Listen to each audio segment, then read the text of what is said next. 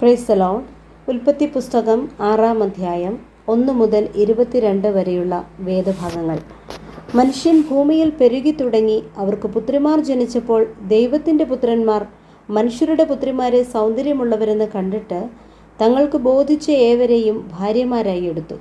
അപ്പോൾ യഹോവ, മനുഷ്യനിൽ എൻ്റെ ആത്മാവ് സദാകാലവും വാദിച്ചുകൊണ്ടിരിക്കുകയില്ല.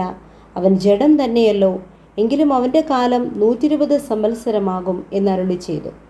അക്കാലത്ത് ഭൂമിയിൽ മല്ലന്മാരുണ്ടായിരുന്നു. അതിൻ്റെ ശേഷവും ദൈവത്തിൻ്റെ പുത്രന്മാർ മനുഷ്യരുടെ പുത്രിമാരുടെ അടുക്കൽ ചെന്നിട്ട് അവർ മക്കളെ പ്രസവിച്ചു. ഇവരാകുന്നു പുരാതന കാലത്തെ വീരന്മാർ, കീർത്തിപ്പെട്ട പുരുഷന്മാർ തന്നെ. ഭൂമിയിൽ മനുഷ്യൻ്റെ ദുഷ്ടത വലിയതെന്നും അവൻ്റെ ഹൃദയവിചാരങ്ങളുടെ നിരൂപണമൊക്കെയും എല്ലായ്പ്പോഴും ദോഷമുള്ളതത്രേ എന്നും യഹോവ കണ്ടു. താൻ ഭൂമിയിൽ മനുഷ്യനെ ഉണ്ടാക്കുക കൊണ്ട് യഹോവ അനുതപിച്ചു. അതവൻ്റെ ഹൃദയത്തിന് ദുഃഖമായി.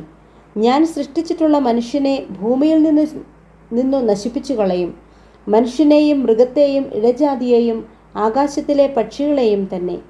അവയെ ഉണ്ടാക്കുക കൊണ്ട് ഞാൻ അനുതപിക്കുന്നു എന്ന് യഹോവ അരുളി ചെയ്തു.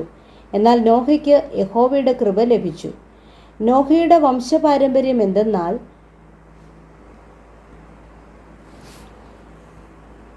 നോഹ നീതിമാനും തൻ്റെ തലമുറയിൽ നിഷ്കളങ്കനുമായിരുന്നു. നോഹ ദൈവത്തോടു കൂടെ നടന്നു. ഷേം, ഹാം, യാഫെത്ത് എന്ന 3 പുത്രന്മാരെ നോഹ ജനിപ്പിച്ചു. എന്നാൽ ഭൂമി ദൈവത്തിൻ്റെ മുമ്പാകെ വഷളായി. ഭൂമി അതിക്രമം കൊണ്ട് നിറഞ്ഞിരുന്നു. ദൈവം ഭൂമിയെ നോക്കി അത് വഷളായി എന്ന് കണ്ടു. സകല ജഡവും ഭൂമിയിൽ തൻ്റെ വഴി വഷളാക്കിയിരുന്നു. ദൈവം നോഹയോട് കൽപ്പിച്ചതെന്തെന്നാൽ, സകല ജഡത്തിൻ്റെയും അവസാനം എൻ്റെ മുമ്പിൽ വന്നിരിക്കുന്നു.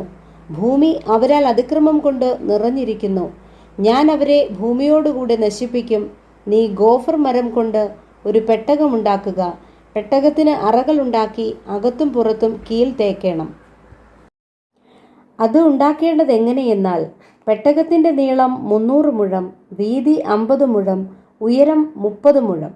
പെട്ടകത്തിന് കിളിവാതിലുണ്ടാക്കണം. മേൽനിന്ന് 1 മുഴം താഴെ അതിനെ വയ്ക്കണം. പെട്ടകത്തിൻ്റെ വാതിൽ അതിൻ്റെ വശത്തു വയ്ക്കണം. താഴത്തെയും 2-ാമത്തെയും 3-ാമത്തെയും തട്ടായി അതിനെ ഉണ്ടാക്കണം. ആകാശത്തിൻ കീഴിൽ നിന്നും ജീവശ്വാസമുള്ള സർവ്വജഡത്തെയും നശിപ്പിപ്പാൻ ഞാൻ ഭൂമിയിൽ ഒരു ജലപ്രളയം വരുത്തും. ഭൂമിയിലുള്ളതൊക്കെയും നശിച്ചു പോകും. നിന്നോടോ ഞാൻ ഒരു നിയമം ചെയ്യും. നീയും നിന്റെ പുത്രന്മാരും ഭാര്യയും പുത്രന്മാരുടെ ഭാര്യമാരും പെട്ടകത്തിൽ കടക്കണം.